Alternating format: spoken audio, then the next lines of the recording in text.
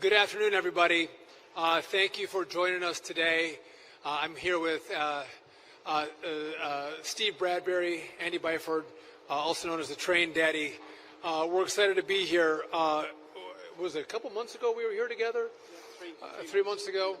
I just want to do a step back. We were just at Union Station in D.C.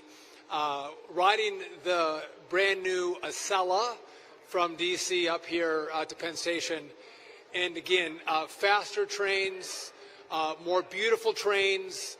We're going to be able to carry more passengers on the Northeast Corridor, which means, I think, better pricing and better revenue for Amtrak. All very important. And again, clean, beautiful trains that I think are worthy of the greatest country on the face of the earth. We also announced this morning that we are going to, at DOT, with Amtrak, reclaim Union Station. We are going to revitalize it, reinvest in it, and again, in our capital city, our train station deserves to be a showcase of the greatest country on the face of the earth, America, in Washington, D.C. We want to bring in more restaurants, more retailers. That wasn't happening, so we had to rethink the partnerships that we have to revitalize Union Station. But today we're here to talk about Penn Station. And as all of you have reported, or most of you have reported, we have pulled this project back from MTA. I have not been shy in expressing my frustration with MTA. They spend a lot of money. I'm not pleased with their deliverables, and I didn't have faith that they could deliver on this project. And some have said, well, this administration doesn't care about transit, or this administration doesn't care about trains. What I just talked to you about is with what we've done at Union Station and with the Acela and what we're doing here at Penn Station, your takeaway should be, actually, we do care about transit, we do care about trains, we do care about subways, we care about buses, but we care about the deliverables to the American people. How do we serve the American people? How do you serve New Yorkers, or those in New Jersey, or those in the greater Washington, D.C. area? That's what matters to us. Not spending money, but delivering on the investments that our taxpayers actually make in these systems. And so with that pullback, we thought it was important to walk through the timeline that we're going to go through for the Penn Station build. But before I do that, I think we are blessed to have a president who loves New York. New York has given the president a little bit of pushback, but he loves all of you. He loves this city. He loves building beautiful buildings. And what's great for us is that he actually cares about the project that we're engaging here at Penn Station. And again, he has a lot on his plate. He's doing a lot of things.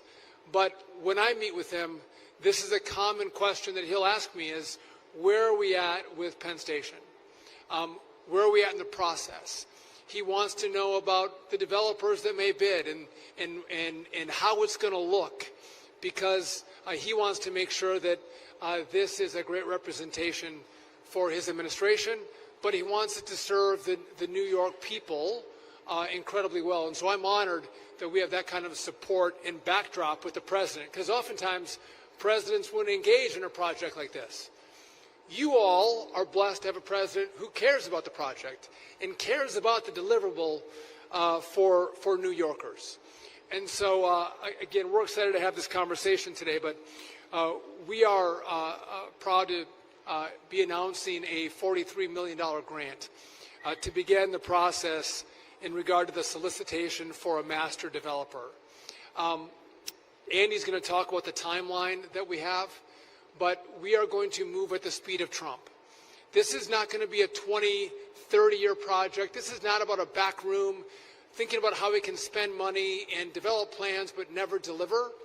This is actually about how do we move this more quickly and more beautifully through the process, so it's not your grandkids that are going to enjoy the work that we're doing now.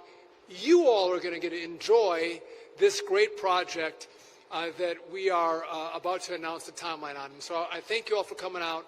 I couldn't be prouder to be part of this team that has been working so hard on the project. And again, Steve Bradbury is the Deputy Secretary. He's been incredibly engaged on this. I'm grateful for his support and his leadership. But I also think if you look at when we selected Andy, Andy has, I think, I know he has a strong reputation in New York. You know how Andy delivers. And I think that's a sign to New Yorkers that we care about delivering, because we brought in the best person we thought possible with the best credibility to make sure this project goes fast, so it's on time, it's on budget. And all of you, again, we're not red, we're not blue, like, this is to serve people. And Andy's record, I think, is such that a lot of you have had confidence in how we've set this up. And so I couldn't be more grateful that he said yes to joining us and using all of his skills and experience to make sure this project goes off so well. And so he's a visionary. We spent the trade ride up here, by the way, and he's walking through all the things we're going to do and how we're going to do it and how we're going to get early deliverables. And then even on the way up, I'm sorry, Andy, I'm going to give it to you in a second. We're like, could we use some new paint even before we get this new build going? Some new paint might be nice. We're going up the escalator, and he made the point. He's like, "Are we late?" He's like, "The clock doesn't work." As we're coming up the escalator, there's some simple things we can do to serve people a little bit better. Quick wins. Make the clocks work, right? So those are some things we're going to focus on that Andy's going to talk about. Not just the timeline on this massive project, but there's things we can do in the short run to make the experience better, because what we're doing is serving people, making government serve people better and more efficiently. And so thanks for coming out, and I'm honored to turn it over to Andy, better known as the Train Daddy. Andy. Thank you. Okay, well, thank you, Mr. Secretary, and good afternoon, everyone. I'm Andy Byford, as the Secretary just said, and I'm honored to be leading, on behalf of the administration and on behalf of Amtrak, America's Railroad, I'm honored to be leading this iconic project to truly transform New York Penn Station. And in addition to the Secretary, the Deputy Secretary, to my Chair Kosher over there, President Harris, I think, is here somewhere. I'm also joined by my friend and colleague Sarah Appleton, who is the Deputy Project Director, again, for this beautiful and iconic project. So I've been doing this job now for 3 months, and for old friends of mine, Marsha, people like yourself, I'm so happy to be back in New York. This is where I want to be, and this is the project that I want to do. And in just my 3 months back here, it's become apparent to me in talking to people just how much Penn Station means to people. But also, it means a lot of different things to different people. Everyone has an opinion on Penn Station and what should be done. But the Secretary and I are unified in our vision for both the project and the station, but also in how we should go about transforming it. Because as the Secretary said, it's been talked about for years. Others have tried, but we're confident that we will succeed. And why do I say that? Well, very simply, because there is precise and absolute alignment between all of the key stakeholders, from the White House through the US DOT through to Amtrak. There's absolute alignment, and that is the key, the magic key to unlocking this station's potential in a way that, frankly, hasn't been achieved before. Now, as the owners of this station, Amtrak, we very much appreciate the support that President Trump has shown us and the confidence that Secretary Duffy has put in us and in me in making Amtrak the clear project lead.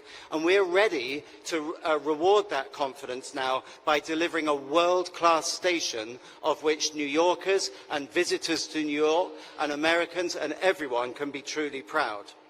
So as the Secretary said, today we are officially providing advance notice for the solicitation of a master developer, and we are announcing the obligation of a Federal Railroad Administration grant to Amtrak for engaging that master developer.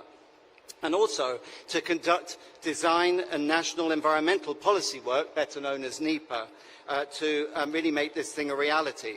So from today, firms interested in working on this project can officially start the process of becoming our master developer partner. Ladies and gentlemen, the steps to completely transform Penn Station starts today. That process starts today. Complete top-to-bottom modernization and transformation of Penn Station. And in addition, this fall, our colleagues at the Federal Railroad Administration will begin a service optimization study to evaluate ways to safely accommodate passenger growth throughout the tri-state region and to maximize train capacity within the confines of the existing station footprint.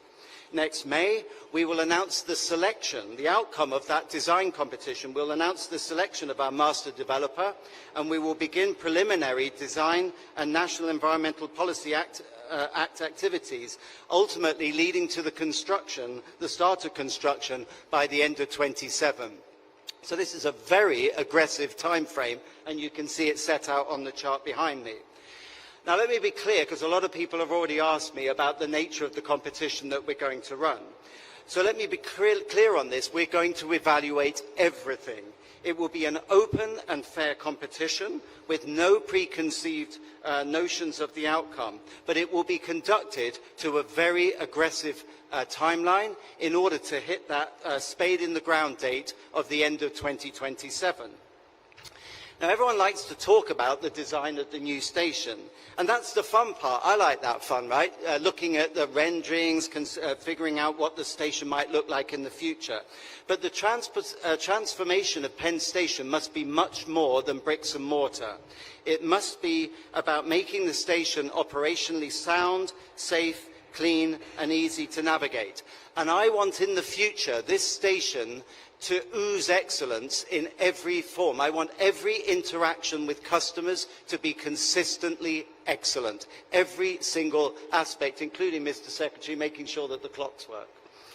We will ultimately select and implement the safest, most efficient and timely proposal that makes the best use of customer and taxpayer dollars. And we've already made great progress over the past few months, and we're determined to complete this work on an expedited schedule. So, in just the last 3 months, we've been looking to hire a public-private partnership, or P3 legal advisor. We've done that, Sarah, right? Check, already done. We have a legal advisor on board. We're now looking to bring on a P3 financial advisor. That process has started. We're about to make that appointment. And we've already started a third process to bring on board a P3 project management and construction manager partner. In other words, we're putting together the A-team that is needed to effect this massive and total transformation of this station. Now, 2 years, end of 27, that might seem like a long way away, but trust me, having done this thing in a few locations around the world, for a project of this complexity and magnitude, it's just round the corner. And it's really important because New York's Penn Station is actually our #1 station in our national network of over 500 stations. We had over 12 million guests here last year. So literally, we can't wait any longer. Enough talking. We can't wait any longer to transform this station for the better, because that's what New York deserves and that's what this great country deserves. So in conclusion, Secretary Duffy and the administration have brought a real sense of urgency and clarity to the project. A lot of people have talked about it, but we're going to act upon it. So we're very grateful to Secretary Duffy and to the entire Department of Transportation, as well as, of course, President Trump and his administration, for bringing that urgency and clarity to the station's transformation and in giving us the mandate and having confidence in us as Amtrak to carry out our vision and their vision for a world-class, safe and modern station. And on a personal note, I would like to thank Chair Kosher and President Harris for giving me this golden opportunity. Sir, I will not let you down. I'm super focused on this, and you're standing with me right now, and I'll certainly need you to stand with me as we progress through what will be a very challenging project, but one that has to be done. Tomorrow, another big day for Amtrak. Tomorrow we'll debut our next-gen Acela trains, which are beautiful and offer a fantastic onboard service, reflecting exactly what we want to offer at the station today and into the future. Because it's essential that our stations match our modern and safe train fleet so that customers in the future have a seamless experience from train to station. Again, what I said was everything should be excellent. Every touch point with Amtrak should be consistently excellent. We've got the trains, now it's the station's turn. So this is a truly exciting day for Amtrak and the future of Penn Station. We often talk about a new era of rail, but Amtrak's new era cannot exist without a transformed, modernized and world-class Penn Station. That's what New Yorkers deserve, and that's what they're going to get. I'd now like to invite my colleague, Deputy Secretary Steve Bradbury, to say a few words. Steve. Thank you, Andy. So the Secretary and Andy and I just had a great ride on the brand new next-gen Acela train from Washington Union Station. Goes into revenue service tomorrow. This is a big day for Amtrak. It's a beautiful train. But we also need beautiful, big, beautiful train stations, really at both ends of this axis from Washington to New York. We're working on Union Station, as the Secretary mentioned, but Penn Station, nothing's bigger than Penn Station. This is the busiest transportation hub in the Western Hemisphere, believe it or not, and look at the main entrance to Penn Station right behind me. It's dreary. This is like an underground rabbit warren. This is not what the people of New York, New Jersey, the New York area deserve, the American people. So President Trump has a vision to make it a new gleaming station. He's a builder. This is a marquee, crown jewel asset. It's right in the heart of New York City, and it deserves a transformation. Andy Byford is exactly the right person to do it. He's done it in London. He's done it here in New York previously. He's done it in Toronto. We knew we had the best when we picked Andy to take over this project for Amtrak. And what we want is an open, airy, bright station with open concourses. As Andy said, I love the phrase, oozing excellence. That's what America deserves. That's what the people of New York deserve. And today is the starting gun for this process. So I couldn't be more excited, couldn't be more honored to stand with Secretary Duffy and on behalf of the Trump administration, lead this process forward. So thank you all for coming.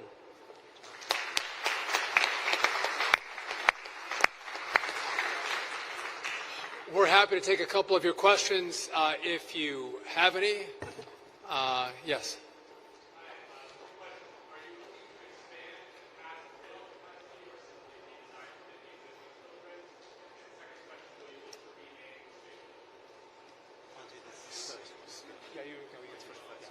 I might tackle the first question. So, as I mentioned, the FRA in parallel, because it's very important that we parallel activities, otherwise we'll never hit the end of 27 timeframe. So while my team and I are focusing on getting the master developer on board, our colleagues at the DOT and the FRA will be undertaking a service capacity study to see not only what changes need to happen in the station at track level to provide more capacity and a more efficient use of the station, but also to look further beyond, through the next decade, what do the service patterns of the future look like, and embracing the potential for through running. In other words, trains that don't just stop here and empty out or go back and provide a reverse service, but carry on in the direction in which they were traveling.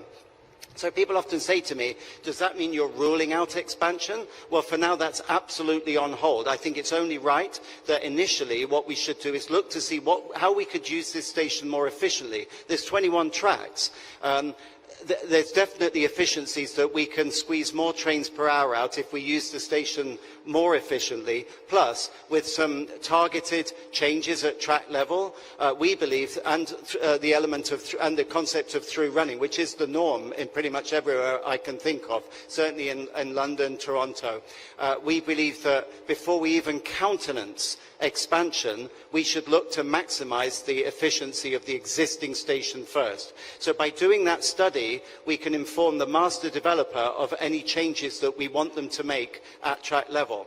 And the final point I would make is I think we're selling New Yorkers short if, in the future, they turn up and they're wowed by a beautiful new station head house, and then they go down to the next level and they're like, fantastic, a beautiful single-level concourse, but then they get to the bottom and they think, did they run out of money? It's still the same dark, gloomy, boiling hot, narrow and cramped situation that we currently have today. So I think it's really important that we look to maximize the existing capacity first before we even think about expanding in the future.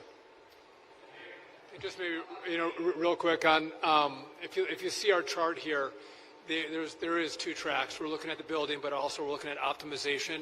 What is the best path forward? And we want more data before those decisions are made. And again, we're not here to announce a name change. We're here to announce a great project and a great build.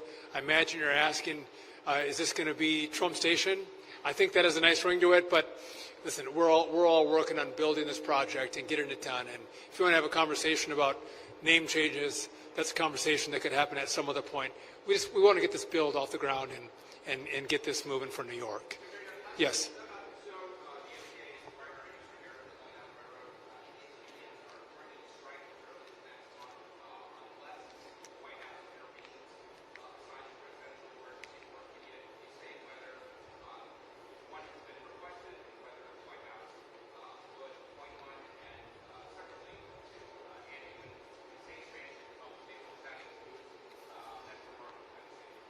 Just real quick, the president likes when things run smoothly.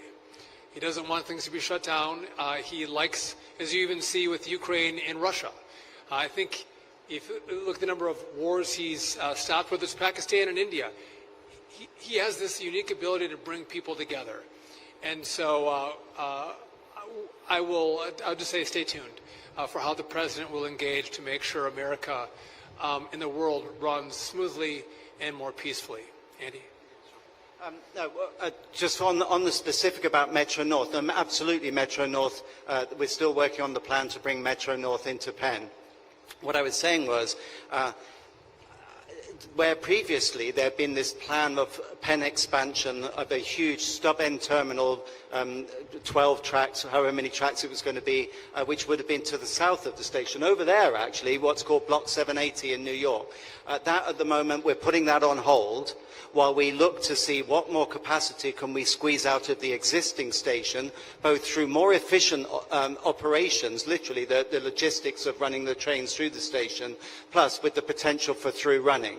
But Metro North, the plan is still to bring Metro North into Penn. Marsha?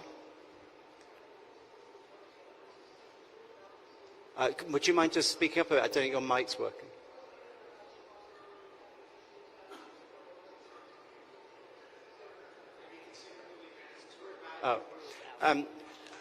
The competition we're going to run will not specify whether Madison Square Garden stays in place or whether it moves. I would rather run an open competition. The whole point of this competition is it's a P3 competition. Let's see what people's ideas are. I'm aware of a number of ideas already.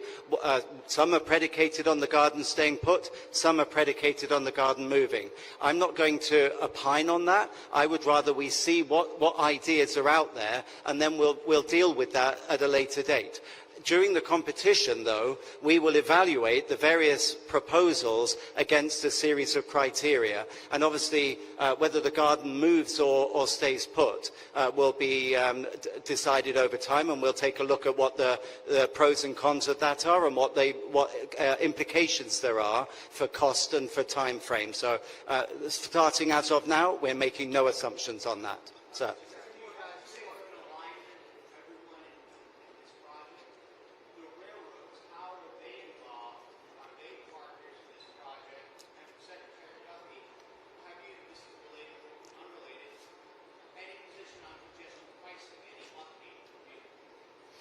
So in terms of alignment, it's a very good question.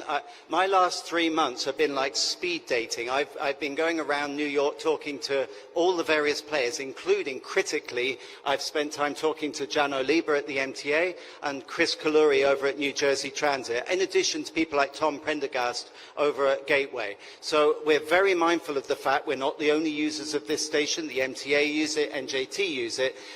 We all have a common objective. I have yet to meet anyone who said this station's fine as it is, leave it as it is, we like it, we like the status quo. No, everyone recognizes this is not good enough. That New York and New Yorkers deserve a better station than this. So what we're going to do is work with our colleagues, with New Jersey, with the MTA, to truly transform this place, and we can only do that by working in partnership. Those conversations are already happening. You watch, there's going to be an intensive round of discussions and negotiations over the next few coming months, leading up to that critical timeline of spade in the ground by the end of 27.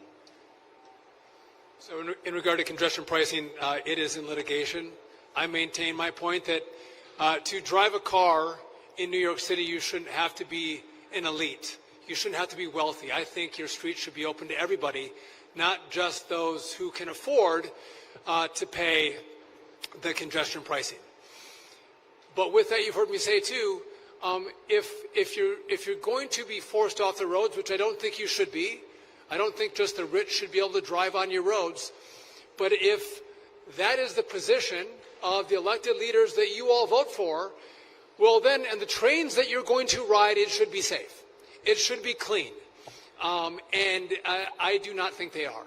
And so I think those are 2 points. Again, roads should be free. You should have access into the city. The federal taxpayers have partnered greatly with New York to make that happen. And again, I think there's a long way New York could go to make your trains and your subway system a lot safer. And I think, by the way, I don't think you have, I just even look at New York City, Washington, D.C., and the progress that the president has made in two weeks in driving down crime. And a lot of folks in D.C. have said, well, listen, it actually feels kind of nice to have less crime. I'm not afraid of being carjacked. I'm not afraid of being burglarized or being murdered. I can walk on the streets a little later at night because I'm not afraid. And they didn't realize they could have that. And I think for all of you, you don't have to live in a city where you don't feel safe on your subway or your subways aren't clean. I think you deserve better than what you're being offered. And I think you should demand more from MTA, and I think you should demand more from your elected leaders to say, we don't think elites are the only ones who can drive into the city, just the ones who can afford it. I think that's shameful. And I think you all should push back on that ideology because, again, we do believe in equal access. And this is not equal access. And I've heard more complaints from mostly Democrats, not a lot of Republicans here. Democrats complain about it because they see how unfair it is and how elitist it is. And again, we're in a process right now where we're going to let the courts make a decision, and then we'll decide where we go from there.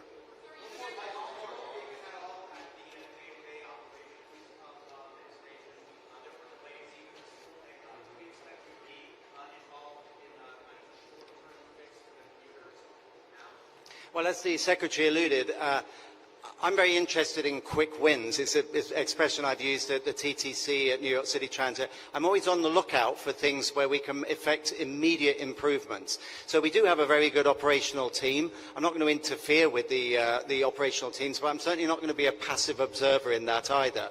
Where I think that there are things that we can do more efficiently, where there are quick wins to make New Yorkers' lives better, more pleasant here, and to make the service more reliable, rest assured, I will be feeding that into our operational teams because I don't want this to just look like we're saying, even with a timeline like 2027, you know, it's a way off, it's 2 years. I think there's things that we can and we should do right now. So I'm already actively, I've been over the last three months, looking around for things that we can do to make things better right now. It's relentless improvement has to be the name of the game. We'll do 2 more questions. We'll do 2 more real quick. Yes?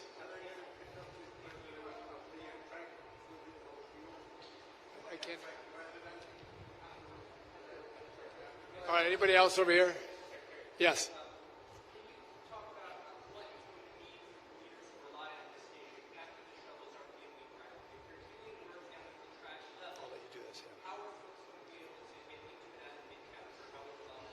It's a great question. I'll answer. So, yeah, that will not be easy.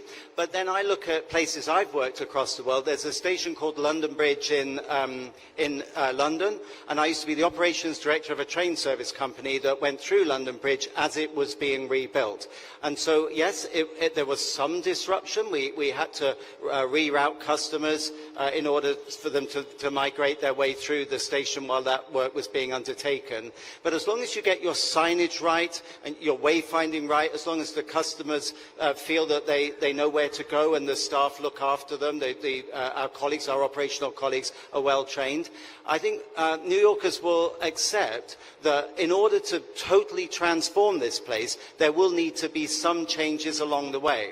And another example I'd cite was it's amazing, actually, what the Port Authority did at LaGuardia. I've been away for 3 years because I was in London. I come back to a completely transformed LaGuardia airport, which is no mean feat, completely rebuilding an airport while you keep it open. So if they can do it, we can do it.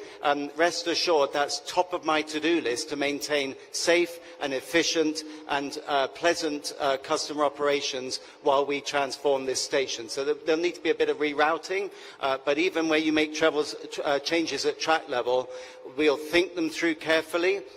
We'll